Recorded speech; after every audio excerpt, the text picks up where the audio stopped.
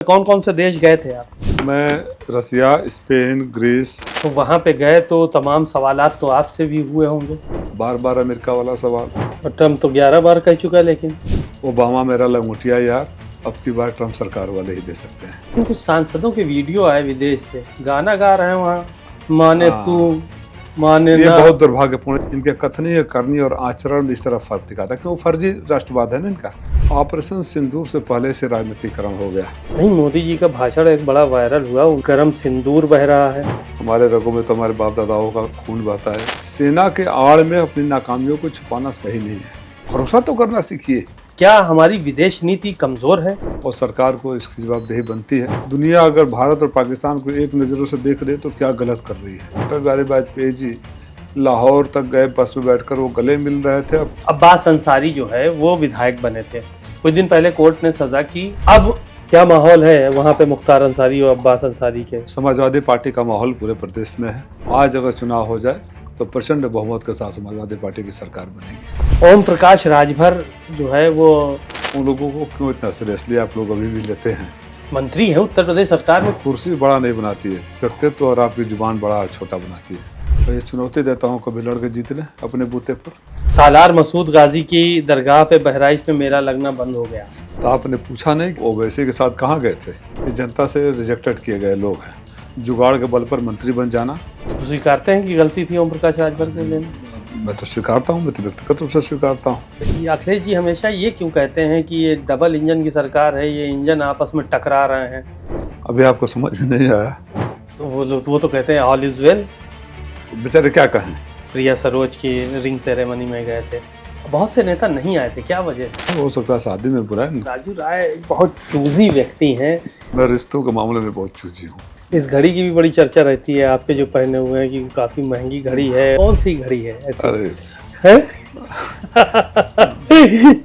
नमस्कार, मैं हूं सीमाब नकवी और आप देख रहे हैं भारत समाचार। हमारे साथ आज स्टूडियो में खास मेहमान के तौर पर राजीव राय जी मौजूद हैं, जो कि मऊ से सांसद हैं, घोसी से सांसद हैं और ऑपरेशन सिंदूर के बाद अभी वो कई देशों में गए और वहां पर ऑपरेशन सिंदूर की कामयाबी के बारे में बताया और साथ ही साथ पाकिस्तान ने जिस तरह की हरकतें की हैं उस सब मामलों को जाकर उजागर किया। सर बहुत बहुत स्वागत है भारत समाचार पे। सर, ऑपरेशन सिंदूर हुआ, आपकी पार्टी से कितने सांसदों को भेजा गया था विदेश? मैं तो अकेले गया था। अकेले गए थे आप? जी। क्या क्या बताया वहाँ पे, कौन कौन से देश गए थे आप? मैं रसिया, स्पेन, ग्रीस, लटविया और स्लोवेनिया गया था। 5 देशों गया था। तो क्या वहाँ पे क्या बताया हमारा जो मकसद था कि पाकिस्तान के आतंकी चेहरे को बेनकाब करना। ऑपरेशन सिंदूर क्यों करना पड़ा, और दुनिया अगर भारत और पाकिस्तान को एक नज़रों से देख रही है तो क्या गलत कर रही है? तीनों बिंदुओं पर चूँकि मैं स्वयं रिसर्च वगैरह करता रहता हूँ, तो मैंने अपने तरफ से देश की बात रखी, क्योंकि राष्ट्र सर्वोपरि है। आदरणीय नेताजी कहा करते थे कि पड़ोसियों से हमेशा अच्छे संबंध बनाकर रखना चाहिए, लेकिन बात जब देश पर आए, देश की अस्मिता और सुरक्षा पर आए, तो मुँह तोड़ जवाब देना चाहिए। मुझे कई उनके याद है जिस तरह से उन्होंने सियाचिन ग्लेशियर में जाकर खुद पाकिस्तान के ऊपर फायरिंग का आदेश दिया था। पार्लियामेंट में 9 बार चीन के बारे में चेताया था, और जब सर्जिकल स्ट्राइक हुआ था तो सबसे पहले सेना देश के साथ खड़े रहे। उसी भाव के साथ चूँकि मेरे नेताओं ने यही सिखाया है, हमने पूरी ईमानदारी से पाकिस्तान को बेनकाब करने का प्रयास किया। वहाँ जब गए आप, कई देशों में गए, 5 देशों में गए, तो कितने कितने दिन का स्टे था और किन किन लोगों से मुलाकात हुई जिनके बारे में जिनसे आपने ये बातें कही? देखिए, स्टे करने का वहाँ सवाल नहीं होता है। 10 दिन में 5 देश जी। एक दिन पूरी यात्रा में जाता था, एक दिन के लिए मीटिंग फिक्स रहती थी। जी। जो हमारी बात हुई वहाँ पार्लियामेंटेरियन से हुई, कमेटी के फॉरेन अफेयर्स कमेटी के चेयरमैन से, जो वहाँ का संसद है वहाँ के उपसभापति या सभापति से, विदेश मंत्री, विदेश राज्य मंत्री से, इस लेवल के लोगों से बात हुई। फिर हम वहाँ रहने वाले भारतीयों से भी हमने बात किया, और बातचीत के क्रम में मैंने उनको बताया कि आपको 2 देशों के बीच चुनना है। जब अपना मन बनाए तो एक ही साथ आज़ाद हुए। हम तो आज़ाद हुए, पाकिस्तान तो पैदा हुआ था। एक देश भारत दुनिया का सबसे बड़ा लोकतांत्रिक देश बनता है, दूसरा दुनिया का सबसे बड़ा आतंकी देश बनता है, जो आतंकियों को पैदा करता है और एक्सपोर्ट करता है। बार बार जो आप लोग हमें सलाह देते हैं कि हम दोनों आपस में बैठकर बात कर लें, आपका सलाह सही है, लेकिन हम किससे बात करें? अगर आप हिंदुस्तान में बात करना चाहते हैं तो हमारे एक प्रधानमंत्री जी है, सरकार है, कैबिनेट है, सिविलियन गवर्नमेंट है। पाकिस्तान में बात करना चाहते हैं तो वहाँ दुनिया का सबसे बड़ी आतंकी टीम वहाँ की सेना है और आतंकियों का सरदार वहाँ का सेनाध्यक्ष है। आप इस शहीद से बात कर ले। और वहाँ की कोई सरकार अगर सिविलियन बनने की कोशिश करती है तो या तो जुल्फिकार अली भुट्टो की तरह जेल में डालकर फांसी पर लटका दिया जाता है, या वर्तमान प्रधानमंत्री के बड़े भाई साहब की तरह उठा कर फेंक कर जेल में ठूंस के देश से बाहर फेंक दिया जाता है नवाज शरीफ, या पिछले प्रधानमंत्री अभी इमरान खान जेल में ही है और इस बेचारे प्रधानमंत्री को भी डर के मारे हारे हुए सेनापति को फील्ड मार्शल देना पड़ा। तो जो देश आतंकवादियों को संरक्षण देता है, वहाँ आतंकियों से हम कैसे बात कर सकते हैं? पाकिस्तान के डीएनए में है। मैंने उन्हें समझाया सीक्वेंस से। 1947 में जब देश आज़ाद हुआ तो उनकी पहली प्राथमिकता थी कि जो यहाँ से रिफ्यूजी गए हैं उनका ध्यान रखें। उन्होंने कश्मीर पर हमला कर दिया, इस साइड के मारे गए, उस साइड के मारे गए, लोग मारे गए। 65 में उनको मौका मिला, बीच में भी छुटपुट करते रहे कि चीन के युद्ध के बाद भारत कमजोर होकर हमला कर दिया, उनको मुंहतोड़ जवाब मिला। दुनिया की कोई भी सेना अपने देशवासियों पर वो जुल्मो सितम नहीं करी होगी जो तत्कालीन पूर्वी पाकिस्तान अब बांग्लादेश में पाकिस्तान की सेना ने किया। 30 लाख लोगों को मौत के घाट उतारना, लूट, हत्या, बलात्कार, क्या कुकर्म नहीं किया। फिर अफगानिस्तान में कभी अफगानी के साथ, कभी तालिबानी के साथ लोगों को मरवाया। तो जिसके मुंह में खून लगा हुआ है और जब बातचीत करने की बात करते हैं तो उन्होंने उनको याद दिलाया कि अटल बिहारी वाजपेयी जी लाहौर तक गए, बस में बैठकर वो गले मिल रहे थे और परवेज मुशर्रफ हमारे यहाँ घुसपैठ कर रहा था। वर्तमान प्रधानमंत्री जी ने तो कई कदम आगे जाकर अपराधियों के ही निरीक्षण के लिए पठानकोट में बुला लिया, फिर हमला हो गया। और हमारे मासूम बच्चों के सामने उनके बाप को, हनीमून मनाने गई बच्ची के सामने उसके पति को अगर गोली मारेंगे तो बात किसी पार्टी या सरकार की नहीं है, 140 करोड़ लोगों की आवाज़ है, कब ये बर्दाश्त नहीं होगा। इसलिए हमने 15 दिन का टाइम दिया। जब 15 दिन में कोई कार्रवाई नहीं हुई तो चुन के उन्हीं अड्डों को भारतीय सेना के बहादुर लड़ाकों ने तबाह किया जहाँ आतंकियों का ट्रेनिंग होता था। हमने उनको सिविलियन या मिलिट्री इंफ्रास्ट्रक्चर को कुछ नहीं किया। जवाब में फिर उस सिविलियन पर हमला किए। तो वर्ल्ड बैंक से आप फंड देंगे, IMF का लोन देंगे और वो पैसा आतंकवादियों को प्रशिक्षण में दिया जाए, और ऐसी सेना जो दुनिया का हर काम करती है मिलिट्री प्रोफेशनल आर्मी का काम छोड़कर। पाकिस्तान की सेना है जो दूध बेचती है, चिप्स बेचती है, छड़ बेचती है, सीमेंट बेचती है, फ्लैट बेचती है, रियल इस्टेट का काम करती है। तो उस सेना के लिए आतंकवाद भी एक उद्योग है। जहाँ जहाँ ज़रूरत पड़ी मैंने हस्तक्षेप किया, और मुझे तसल्ली है कि जो मेरे नेताओं ने सिखाया था, जो आदरणीय राष्ट्रीय अध्यक्ष जी माननीय अखिलेश यादव जी ने जिस उम्मीद के साथ मुझे भेजा था, उस आवाज़ को हमने बुलंद करने का काम किया। तो वहाँ पे गए तो तमाम सवालात तो आपसे भी हुए होंगे? हाँ, हमसे सवाल जो उनके मन में डाउट था, दो ही चीज़ होती है, या तो उनको जानकारी नहीं थी या गलत जानकारी थी, और हमारा काम था उनके जानकारी को दुरुस्त करना। बार बार अमेरिका वाला सवाल, ट्रंप वाला सरकार को उन्होंने बातचीत किया था, क्या हस्तक्षेप किया था क्या, तो ये सब बातें आई। हम सारे हमने कहा कि हिंदुस्तान की ये पॉलिसी है कि हम द्विपक्षीय मामलों में किसी तीसरे पक्ष का बर्दाश्त नहीं करते हैं, इसलिए हमने नहीं बात किया। भाई देश का पक्ष तो रखना है वहाँ। और ट्रम्प तो 11 बार कह चुका है। लेकिन तो मैंने कल भी कहीं कहा था कि इसका जवाब तो ओबामा मेरा लंगोटिया यार, अब की बार ट्रम्प सरकार वाले ही दे सकते हैं। अगर वो नहीं मान रहा है तो लंगोटिया यार या ट्रम्प सरकार बनवाने वाला तो हक के साथ एक फ़ोन उठाकर बोल सकते यार ट्रम्प क्यों कर रहा है ऐसा, हमारे यहाँ लोग छिछालेदर कर रहे हैं। तो इसका जवाब तो वो देंगे। हम तो अपने देश की पैरवी करने गए थे, देश को वकालत करने गए थे, देश की तरफ से आवाज़ बनकर गए थे, देश के 140 करोड़ लोगों की आवाज़ बनकर गए थे। हमने अपना काम किया। अब जहाँ से हम आए हैं उसके आगे की जिम्मेदारी सरकार की होती है कि आगे बढ़कर पाकिस्तान को कैसे अलग थलग किया जाए। आपने अपनी बात रखी, लेकिन कुछ सांसदों के वीडियो आए विदेश से, गाना गा रहे हैं वहाँ, माने तू माने ये ना। बहुत दुर्भाग्यपूर्ण है। यही भारतीय जनता पार्टी का कल्चर है इनके कथनीय, करनी और आचरण में इस तरह फर्क दिखाता है, क्यों फर्जी राष्ट्रवाद है ना इनका। भाई हमारे आपके घर वालों ने तो आज़ादी की लड़ाई में भी लड़ा था, इनका इतिहास उठाकर देख लीजिए, तो न आज़ादी की लड़ाई में इन्होंने कोई योगदान दिया, न आज़ादी बचाने के लिए कोई योगदान दे रहे हैं। ऐसे जगह पर जाकर भी आपकी गंभीरता नहीं बचे हैं। आपके वो गाना, आप लोग गाना नहीं देखे, मैं तो उसमें देख रहा हूँ कि ऐसे हालात में जब देश के ऊपर संकट हो या देश संघर्ष के दौर से गुजर रहा हो, देश की बात करने जाना है, तो मन मस्तिष्क कैसे अलाउ करता है। ये व्यक्ति व्यक्ति की बात है। हाँ, 2-3 लोगों के वीडियो आए वहाँ से। मैंने तो एक ही देखा था, 2-3 लोग। नहीं, 2 के आए हैं वीडियो। जी। जो अभी सांसद हैं शशि थरूर जी का भी, उनका भी आया वीडियो है, वो भी गाना वाना गा रहे हैं, साथे में गा रहे हैं। अब चलिए, अब क्या कहा जाए, अपनी अपनी सोच। ऑपरेशन सिंदूर जो हुआ था, क्या उसका राजनीतिकरण हुआ है? आप मानते हैं कि देश के अंदर? ऑपरेशन सिंदूर से पहले से राजनीतिकरण हो गया, और भारतीय जनता पार्टी का ये संस्कार है, यही चरित्र है। आपको याद होगा, पहलगाम से अभी लाशें उठी भी नहीं थी, लाशें घर तक पहुंची भी नहीं थी, और माननीय प्रधानमंत्री जी बिहार में चुनावी रैली कर रहे थे वहाँ के आतंकी हमलों के नाम पर। आपने पहले भी वो भाषण देखा होगा कि पहलगाम के शहीदों, पुलवामा के शहीदों के नाम पर हमें वोट दे दो। तो जब लाशों पर वोट मांगे जाने लगे, इससे ज़्यादा राजनीतिक पतन और क्या हो सकता है। नहीं, मोदी जी का भाषण एक बड़ा वायरल हुआ। उन्होंने कहा कि हमारी नसों में गरम सिंदूर बह रहा है, ये बात उन्होंने कही। चलो, तो नॉन बायोलॉजिकल कुछ भी हो सकता है।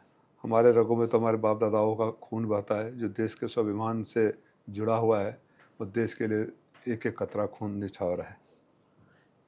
नहीं, ये जो पूरा ऑपरेशन सिंदूर हुआ, उसके बाद जिस तरह की बयानबाजियां भी आपने देखने को मिली होंगी, सूफिया खान के लिए, व्योमिका सिंह के लिए, तमाम बयानात जो आए हैं, यही और उससे बड़ी बात, बयान तो दे दिया, लेकिन उनके ऊपर कार्रवाई क्या, मंत्री तक से नहीं हटाया जा रहा है।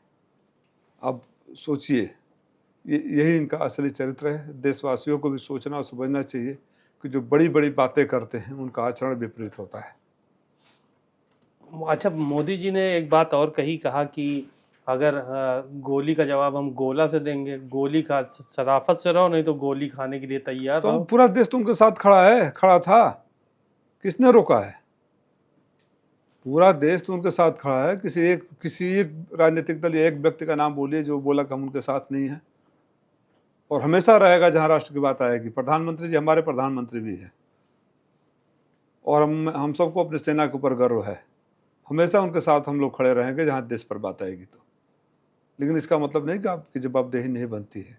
और दूसरी बात बड़ी साफ है, सेना और राजनीतिक दल या सरकार एक नहीं होती। सेना के आड़ में अपनी नाकामियों को छुपाना सही नहीं है। नाकामी छुपाई है इन लोगों ने। सेना फैसले नहीं लेती जी, सेना फैसले नहीं लेती। सेना आपके निर्णय का पालन करती है।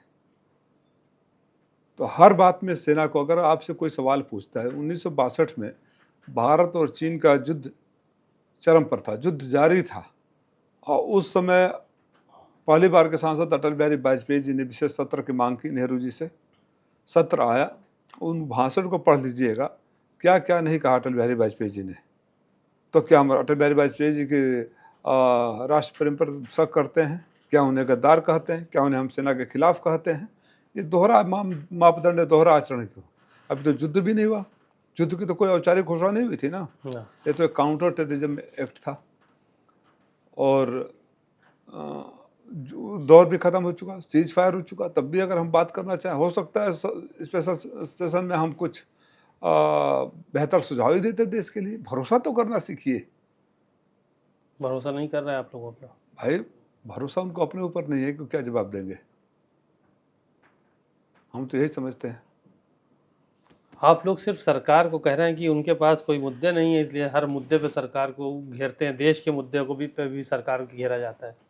तो देश का मुद्दा नहीं है ये राष्ट्रीय सुरक्षा। वो 4 आतंकी कहाँ गए? पहला बयान याद करिए, क्या बयान था? वो टूर ऑपरेटर ने टूर पहले से शुरू कर दिया था, 4 दिन पहले से, इसलिए सुरक्षा एजेंसियों को पता नहीं चला। अब बताइए, हजारों लोग टूर में जा रहे हैं, घोड़े गाड़ी वाले जा रहे हैं, दुकान वाले जा रहे हैं, हमारे टूरिस्ट जा रहे हैं, आ रहे हैं, और सुरक्षा एजेंसियों को भनक नहीं लगे तो फिर वो 4 आतंकवादियों की भनक कैसे लगेगी आपको? जिम्मेदारी नहीं है सरकार की। लेकिन इस पूरे मामले में ये देखा जा रहा है कि पाकिस्तान को जो है वो इतनी मदद क्यों की? वर्ल्ड बैंक ने मदद कर दी है, उनका भिखमंगों का कर्जा भी जो है और बढ़ा दिया गया उनको, लेकिन पैसा वैसा भी दे दिया गया। क्या हमारी विदेश नीति कमज़ोर है? देखिए पैसा ही क्योंकि नहीं दे, जो जब इस चीज़ का हुआ, चीन ने कहा, चीन तो भारत का दुश्मन है, उसने कहा हम पाकिस्तान के साथ खड़े हैं।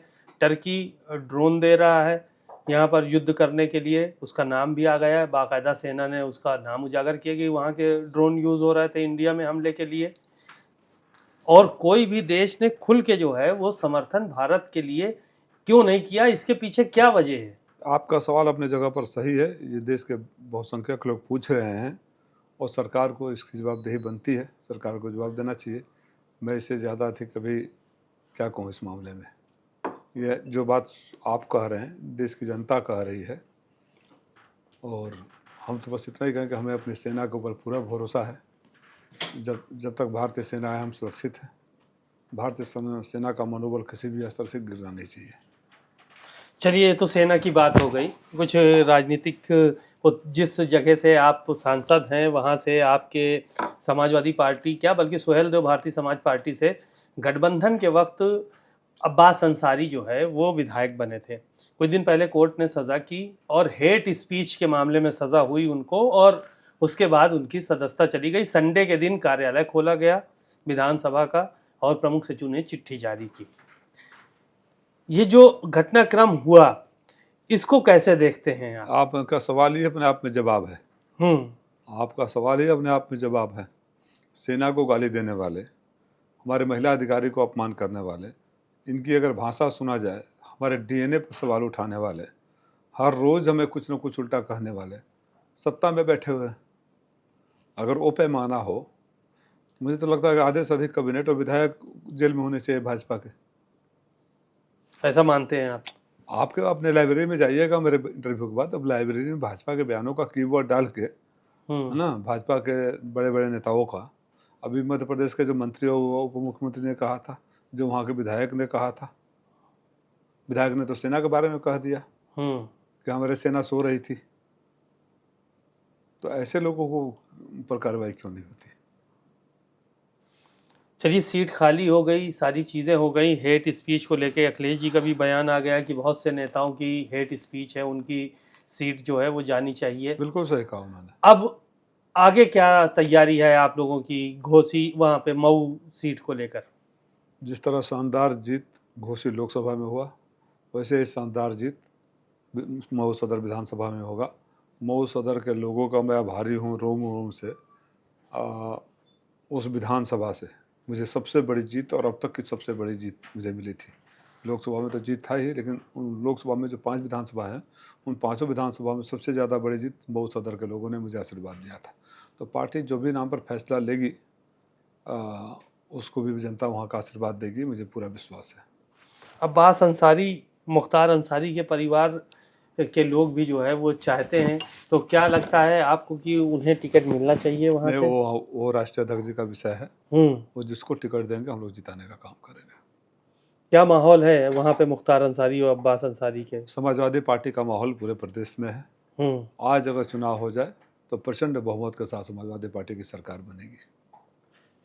ओम प्रकाश राजभर जो है वो आप ही के क्षेत्र से, उनके बेटे चुनाव लड़े आपके सामने, वो तो कह रहे हैं कि वो सीट हमारी है, हम लड़ेंगे वहाँ से चुनाव। मेरे ही क्षेत्र से नहीं लड़े, वो कई क्षेत्रों से लड़े हैं और हर जगह की जनता ने उन्हें खारिज किया है। चूँकि एक जगह से लड़ते हैं, हारते हैं, फिर वहाँ से भाग जाते हैं, तो मुझे नहीं लगता कि फिर वो हिम्मत करेंगे वहाँ से लड़ने का। आपने देखा बांसडीह से लड़े, हार गए, फिर लौट के नहीं गए, शिवपुर से लड़े, लौट के नहीं गए, और आपको मैंने चुनाव प्रचार में कहा था कि घोसी से भी लड़ेंगे और हारेंगे, फिर यहाँ नहीं जाएंगे। तो उन लोगों को क्यों इतना सीरियसली आप लोग अभी भी लेते हैं?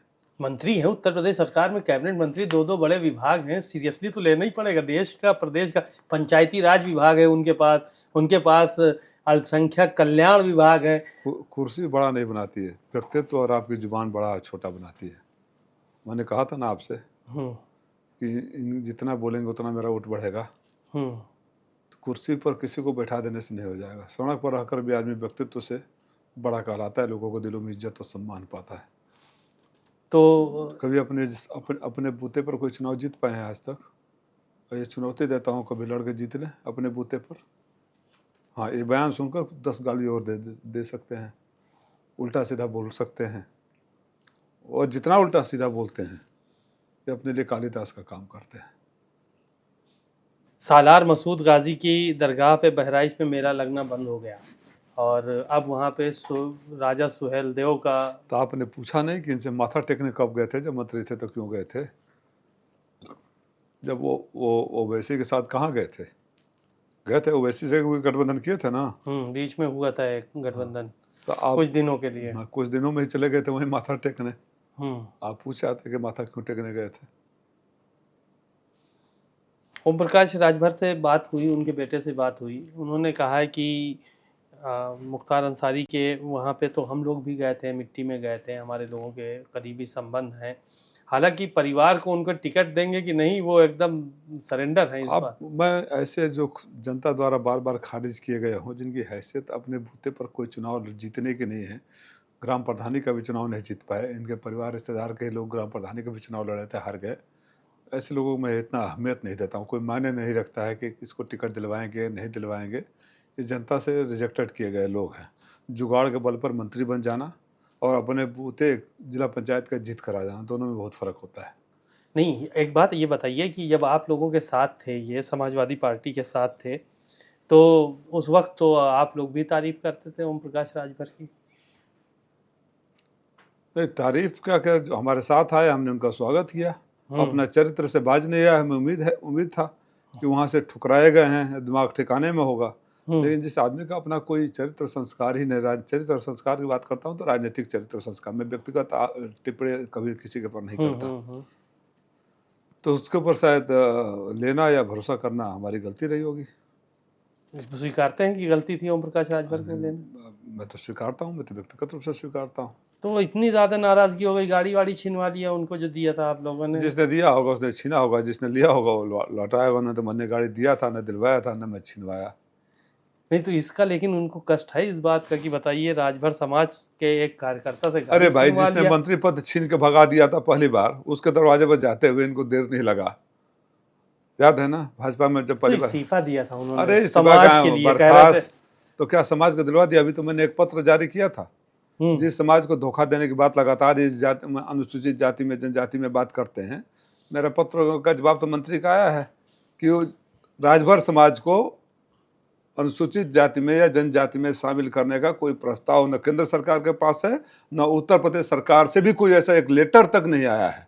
और ये आदमी घूम घूम कर मैं ये कर रहा हूँ, मैं वो कर रहा हूँ। भारत सरकार का पत्र है। वो महेंद्र राजभर ने प्रेस कॉन्फ्रेंस करके जनता को दिखाया था।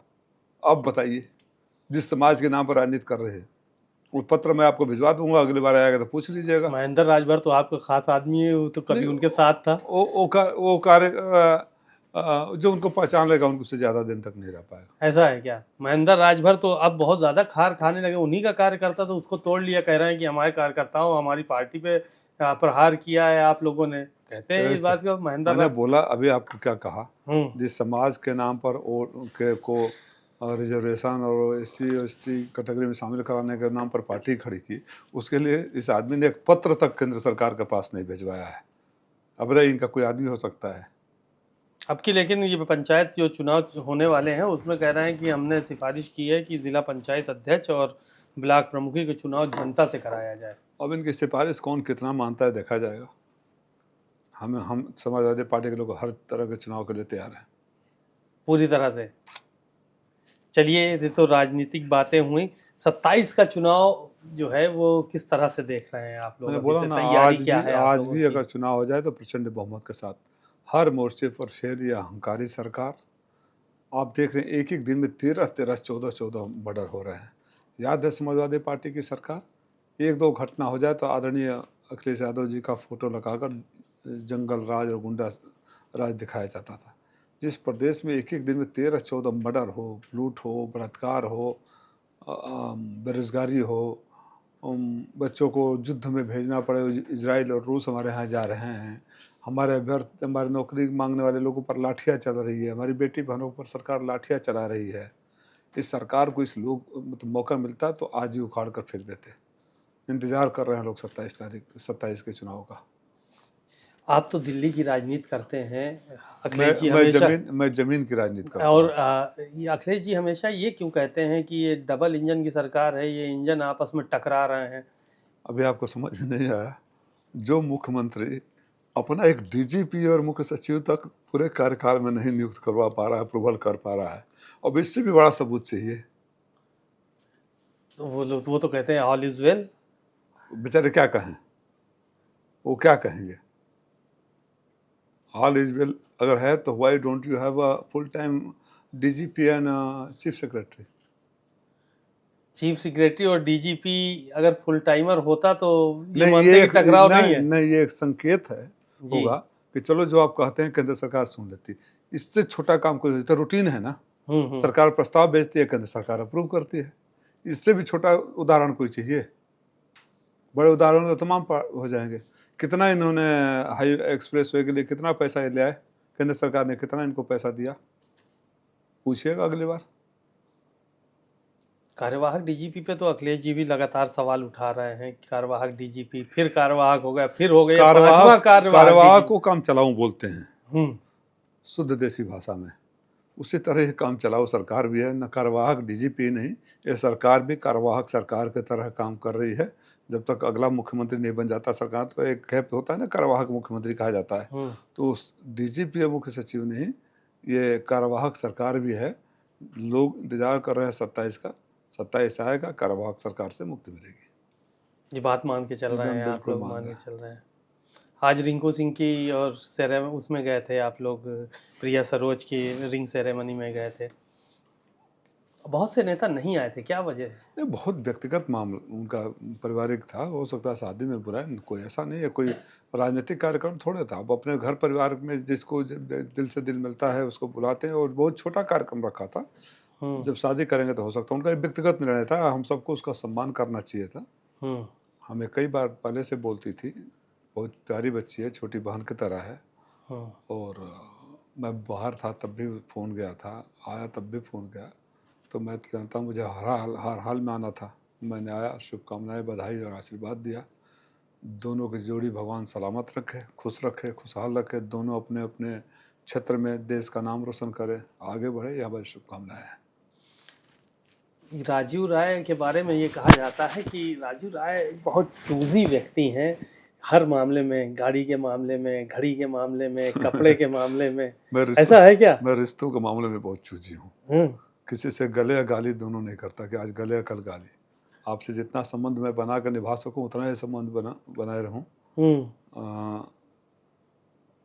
कभी गले पड़ जाना, कभी गाली देने लगना, कभी तारीफ करना, कभी शिकायत करना, कभी वफादारी करना, कभी गद्दारी करना, वो सब हमने, हमारे माँ बाप ने नहीं सिखाया है। इसलिए मैं चूजी कहिए या जो ही कहिए, सजग और सतर्क रहता हूँ कि कहीं गलत लोगों से पाला ना पड़ जाए। क्या ब्रांड भी है आपका कोई कपड़ा पहनने का? ऐसा कुछ ब्रांड नहीं है जो ऐसा, मैं बहुत जमीन का आदमी हूँ। नहीं, चर्चा लेकिन रहती है कि राजीव राय ब्रांडेड कपड़े, ब्रांडेड। नहीं, जैसा देश वैसा वेश, हमारे पूर्वजों ने कहा है ना, तो मैं हर तरह से अपने को तैयार रखता हूँ। मतलब ब्रांडेड की जहाँ जरूरत है वहाँ ब्रांडेड, और जहाँ वो जरूरत होगी, अपनी कमाई है, कभी आज तक किसी पर 1 रुपया का आरोप लगा नहीं, इनकम टैक्स का है। और जहाँ जरूरत नहीं होती है, मैं गांव में, आपने मऊ में देखा मैं कैसे घर में और कैसे लोगों के पीछे रहता हूँ। तुमको थोड़ा भी, मैं झोपड़ी में भी रहता हूँ, मैं जरूरत पड़ेगी तो लुंगी बिछा कर प्लेटफार्म पर भी सो जाऊँगा। इस घड़ी की भी बड़ी चर्चा रहती है आपके जो पहने हुए हैं, कि काफ़ी महंगी घड़ी है राजीव राय के पास, और मतलब बहुत कम लोग ये घड़ी लगाते हैं। कौन सी घड़ी है ऐसी? अरे है? जो भी है सब इनकम टैक्स का है। सब इनकम टैक्स पे करने के बाद। अच्छा, खाने में क्या पसंद है सबसे ज़्यादा आपको? मैं ज़िंदगी में, मैंने हमेशा बोलता हूँ कि नो गुड हैबिट। मैं ज़िंदगी में आज तक सादा पान भी नहीं खाया, अंडा भी नहीं खाया, शुद्ध शाकाहारी हूँ, शराब वराब से, सिगरेट से बहुत दूर हूँ, सादा खाना खाता हूँ, और अपनी ज़िंदगी को भी, व्यक्तिगत ज़िंदगी को सादा ही रहता हूँ। ये ज़रूर है, सादा रखने का मतलब ये नहीं है कि कहीं कुछ ज़रूरत हो तो वहाँ मैं न करूं, लेकिन ज़रूरत पर कितनी भी ज़रूरत मजबूरी हो सकती है, मैं शराब नहीं पी सकता, मैं सिगरेट नहीं पी सकता, मैं मांसाहारी भोजन नहीं कर सकता, ये बात बहुत स्पष्ट हो क्लियर है। तो सादा भोजन ही आपको पसंद है। अच्छा, सादा भोजन में सबसे ज़्यादा क्या पसंद है? भारतीय भोजन में विदेश में भी जाता हूँ। मैं भी गया था। हाँ, ये अभी गए थे आप 5 देशों में, वहाँ कहाँ 5 मिला? देशों में नहीं, जो मिला मैं कॉर्नफ्लेक्स, दूध, फल ये खा कर रह लेता हूँ। अच्छा। जहाँ क्योंकि यहाँ तो टाइम नहीं था। हम्म। मैं उसके पिछले महीने यूरोप मतलब इंग्लैंड गया था। वहाँ एडिनबर्ग एक जगह है स्कॉटलैंड में। मैंने अपने बेटे से कहा कि मैं ये सब नहीं खा कर आ पाऊँगा, मुझे भारतीय खाना खोजो। वहाँ खाना खोजा, होटल खोजा, तो वहाँ एक मिला रेस्टोरेंट यदुवंशी।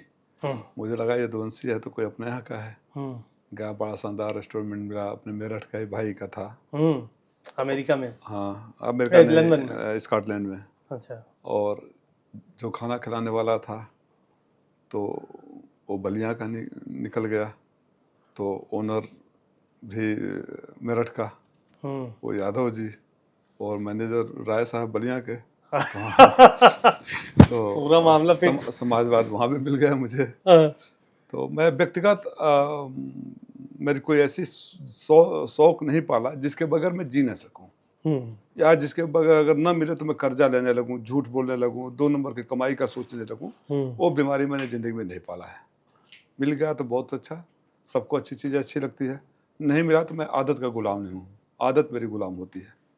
सर, ये जो पीडीए का मुद्दा लेकर चल रहे हैं अखिलेश जी, समाजवादी पार्टी लेके चल रही है लगातार, और उसमें जो है पिछड़ा दलित अल्पसंख्यक की बात हो रही है, आप लोग कैसे उसमें एडजस्ट करते हैं पीडीए में?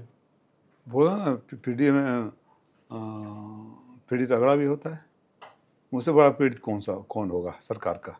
22 के चुनाव से पहले याद है ना, समाजवादी पार्टी न्याय के लिए खड़ी रहती है। जहाँ जिसके साथ अन्याय हो, पीड़ित किया जाए, वो सबके लिए एक मंच है पीडीए।